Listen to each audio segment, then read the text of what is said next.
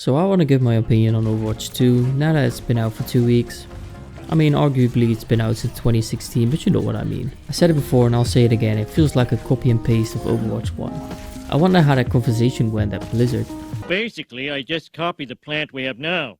Then I added some fins to lower wind resistance, and this racing stripe here I feel is pretty sharp.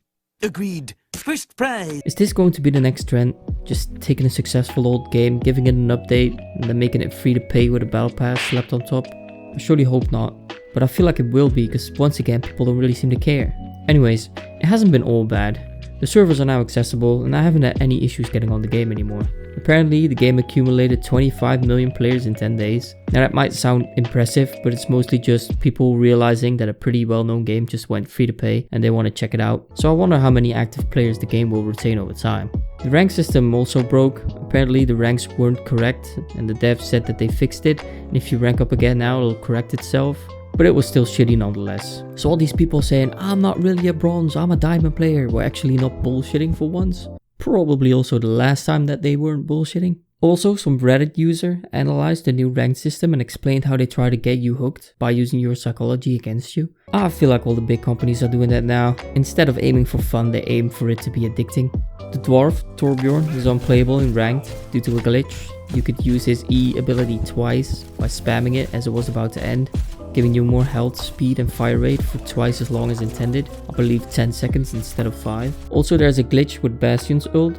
Normally you'll be able to fire 3 shots, but people found a way to shoot an infinite amount of shots for the duration of the ult. So what did they do to fix that? Well, they took him out of the game completely, which is kind of ridiculous. I think it's because they know that they won't update the game anytime soon, and other games would have kept him in there and then just said, yeah, deal with it until the next update, which usually doesn't take long. And it only makes that broken character a must pick for a certain time. Some people lost all their heroes and their progress, which was some type of bug. I've heard people say that they fixed this issue by just logging out and logging in, but I haven't had it myself, so I don't know. Some people that bought the in-game currency had a bug where the game automatically bought items.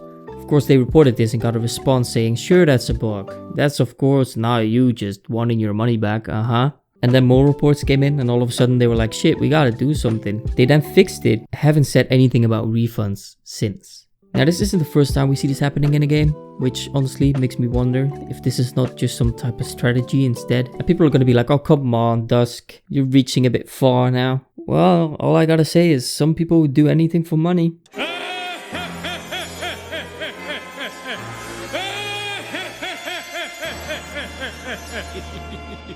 Also, if you decided not to spend money on the game, but just do the daily challenges instead, it'll take you about 8 months to be able to get a legendary skin. And don't tell me you could get the simple recolors within 2 months, because let's be honest, nobody really wants those. It's quite obvious at this point that these game companies really have no idea what the people actually want.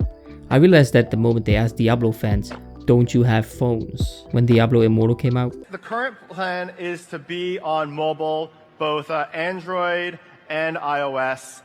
We don't have any plans at the moment to do PC. Do you guys not have phones? Yeah, you guys all have phones, right?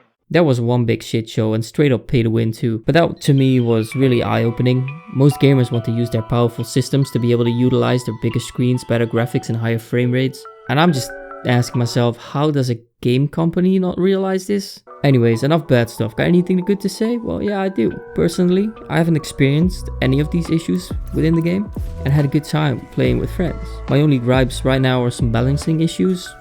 That's about it. It really isn't a bad game. I wanted to say that because I feel like I've only been talking bad about it, but really I'm just pointing out the flaws that keep surprising me, because this is not some inexperienced indie developer we're talking about. I'm sure they will eventually fix the bugs and then it will be a really solid game. Kinda like the first one. Alright, all jokes aside though, it really is a good game. It's really solid, it's fun. Because it's free to play, I had more fun with it, because now we can actually have a full team of friends without having to convince anybody to buy it. I really hope this copying an old game and making it free to play isn't gonna be something we see in the future. Please let me know your opinion in the comment section. Like, subscribe, all that stuff, and I'll catch you guys later.